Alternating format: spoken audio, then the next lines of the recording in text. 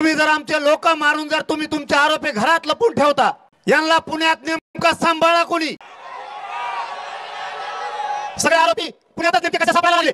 सगळेचे सगळे आरोपी हे पुण्यातूनच सापडतात। याचा अर्थ तुमच्या सरकारमधले मंत्रीचे आरोपींना सांभाळायला लागले।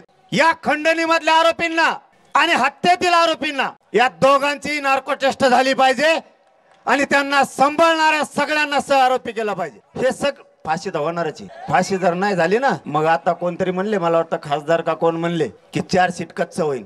सरकारचं ऐकून आणि तिथल्या मंत्र्याचं ऐकून जर का 4 सीट कच्चं झालं आणि त्याच्यातला एक बी आरोपी जर बाहेर आला की मंत्री गोट्याने हल्लाच। आता तुम्हाला हीच भाषा कळती। आता आमचा नाविलाज आहे, आम्ही करतो तो जातीवाद म्हणताय। संतोष भाई देशमुखांना जर आम्ही न्याय मागितला तर आम्हाला जातीवादी म्हणता। ही तुमची कोणती भाषा आहे? हे नवीन षडयंत्र सुरू झालंय। आपण जर संतोष भाईकडून बोललो, आपल्याला म्हणते हे जातीवाद करायला लागले। हे तुम्ही नवीन शब्द आणि षडयंत्र आणलंय।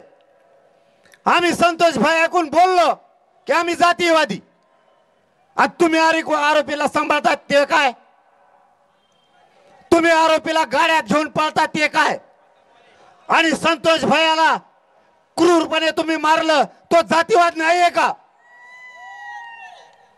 आम्ही आरक्षण मागितलं की आम्ही जातीवादी, आणि तुम्ही कोणाचाही वरबडून खाताय, मग तुम्ही जातीवादी नाही?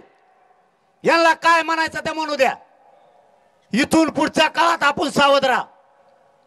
जर या समाजावर अन्याय व्हायला लागला तर आपल्याला सुद्धा गावात यांना घरात घुसून बाहेर काढावं लागणार आहे।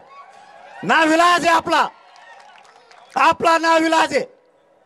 आपल्या लेकराचे जर तुकडे होणार असले तर सहन करायची सुद्धा काही परिसीमा असती। कोणते मराठी